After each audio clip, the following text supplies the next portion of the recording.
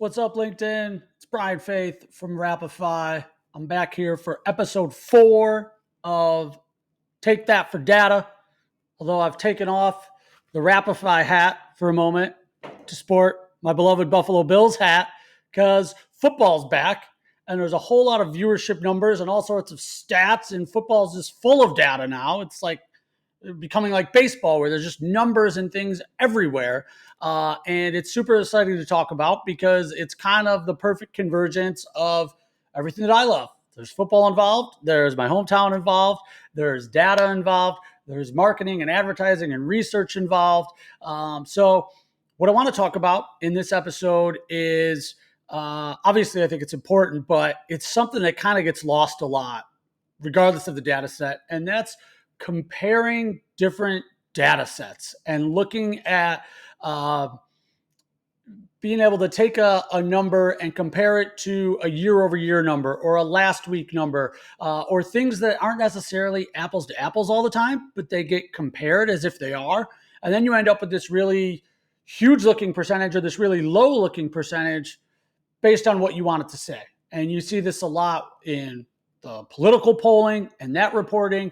You see it a lot whenever somebody wants to make an argument about why your quarterback sucks and why this other quarterback is really good. I see that a lot with my boy Josh Allen. You can make the numbers say whatever you want.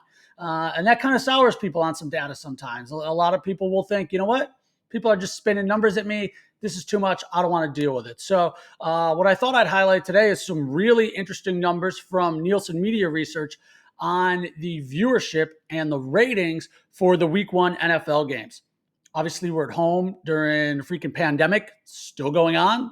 They're testing daily in the NFL, so they're able to put on these games. It's fantastic for all of us who are sitting home watching. And if you're outside of like a handful of cities in Florida and Denver and maybe in Indianapolis, you don't get to be a fan and go to a football game right now. Hopefully that changes, but for now, this is where it's at. So I think it's a really interesting time to look at ratings and see what they're like, because this is really our first look at a TV property running at its regularly scheduled time that always puts up big numbers. So what is it going to do now? Is it going to be through the roof because we're in the pandemic, or are people so distracted by the pandemic and the election and a million other things that people are having to deal with right now that football is just really not the important thing that people gravitate to right now? So without further ado, it's called Take That for Data for a reason. Here's the actual data. So the Fox game of the week, the 4 o'clock national broadcast on Fox, unless you're in one of like 3 other markets that doesn't get the national game,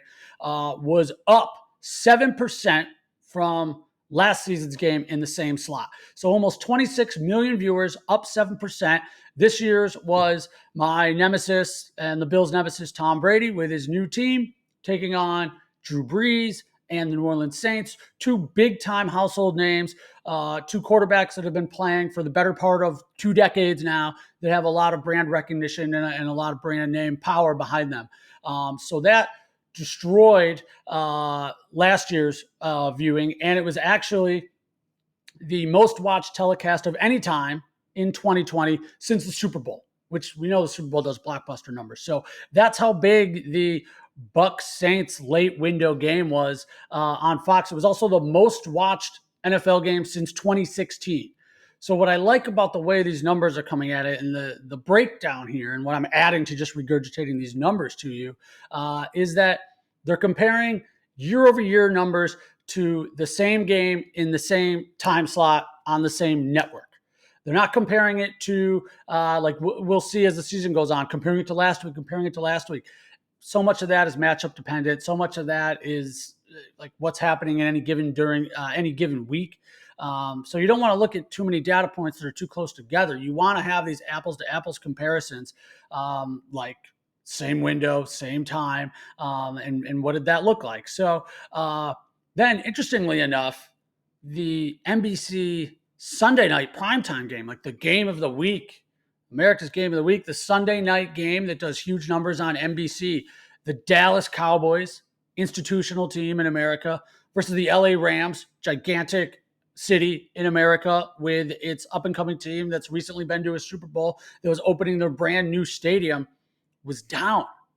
averaged 19 million viewers tuned in. It was a 15% drop from last year's week 1 slot, which was the Steelers at the Patriots. So there's Tom Brady again, maybe influencing those numbers.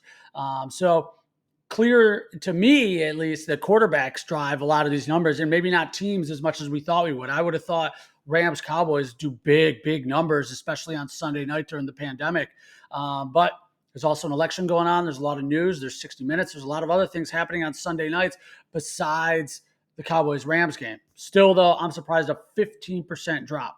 The other network then is CBS.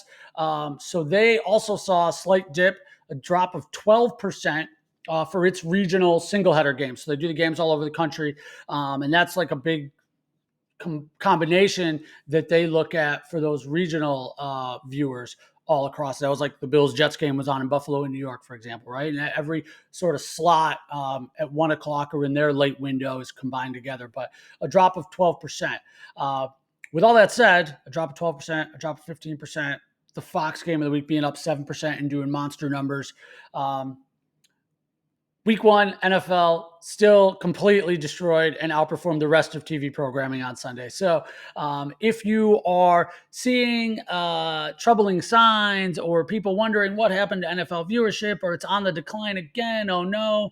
First of all, we know anecdotally, and there's definitely data supporting that TV viewership as a whole is dropping. So if the NFL is going to get picked away at that, it might not necessarily be the NFL's fault. But the big name matchups with the big name quarterbacks are still going to do monster numbers. At least that's what week 1 is telling me. So to sum up this week's Take That for Data, make sure that you're comparing numbers to apples other figures, right? You see a lot of this in media measurement where we're comparing week over week. Look how much things are growing and coming back amidst the pandemic, when really we should be comparing it to 2019 numbers or to at least the numbers in January and February where maybe we had an established baseline. That's what I love about the Geopath mobility data numbers and the Apple mobility and Google mobility is they're comparing it to a baseline that was happening before COVID. It really doesn't do a lot to tell me that folks are driving 40% more this week in market X than they were last week. Too many different factors at play that come into play that could skew that number. So anyway, thanks for listening. Take That for Data's back, and looking forward to keeping it going. Go Bills.